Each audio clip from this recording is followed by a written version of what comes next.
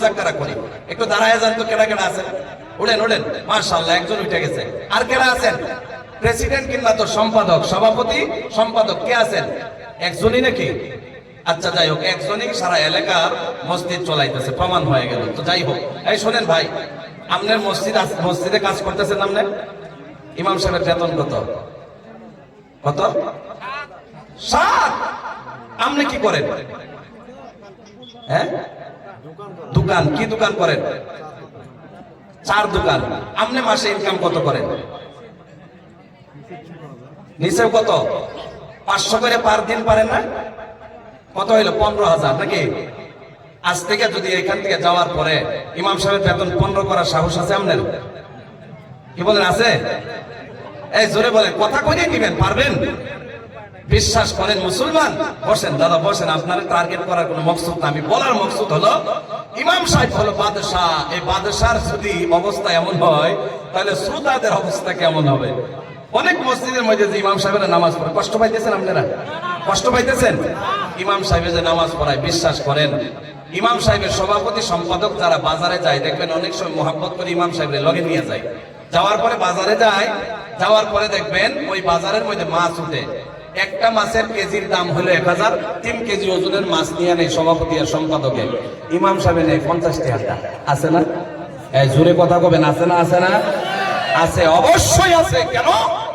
সম্পাদক সভাপতি কামাই 30,000 টাকা, কত 3,000 টাকা খাবেই। আর ইমাম সাহেব যে লেখাপড়া করছে, মৌলানা হয়ে গেছে, দিনের কাজ করতেছে, আমাদের সম্মুখী ইমামতির মুসাল্লায় দাঁড়াইছে, সে তো ওই 50 টাকাটাই খাওয়া লাগবে না? কি বলেন? সে 50 টাকাটা খাওয়া লাগবে না? ইমাম সাহেব যদি বেশি খায়, একটু ফিটফাটও হয়ে যায়, তারপরে ঝামেলা আছে। আছে না? জোরে বলেন, আছে না? তো আমার বলার মকসুদ সময় নষ্ট করা না। আপনারা এই অঞ্চলের মানুষদেরকে আমি আহ্বান করে যাব, যারা শিক্ষিত মন্ডলী এখানে বসে রয়েছেন, ব্যবসাজীবী আছেন, আপনারা একটু চিন্তার নজরে ইমাম সাহেবের দিকে তাকাবেন, যাতে ইমাম সাহেবের পরিয়াল সুখে শান্তিতে চলে। এই 6,000 7,000 টাকা 200 টাকা দিন হলে একটা মানুষ আজকের ডেটে একটু বাজার করতে গেলে তো 500 টাকার নিচে পারবে না। তাহলে 300 টাকা ঋণী যে আপনারা বানাইছেন, পুরো এলাকার সভাপতি আর সম্পাদক থেকে শুরু করে সবাই গুনাহগার হওয়া লাগবে।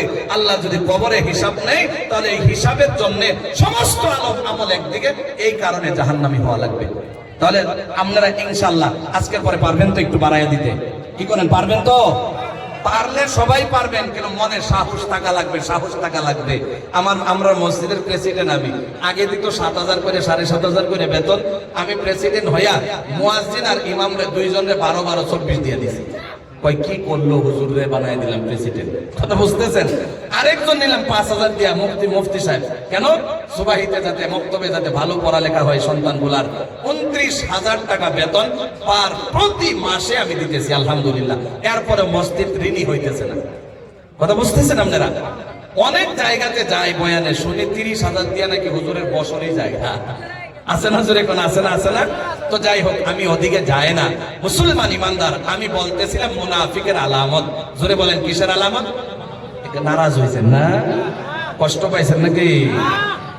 মেঘালয়ের মানুষ যে কষ্ট এত সহজে পাবে, এটা বিশ্বাসের কথা না। কথা ঠিক কিনা? জোরে বলেন। যেভাবে আপনারা বসছেন, আমার মন বলতেছে আজকে 12টা ভার করে লাইতাম। কি কর? এই কথা কয় না? কি কর?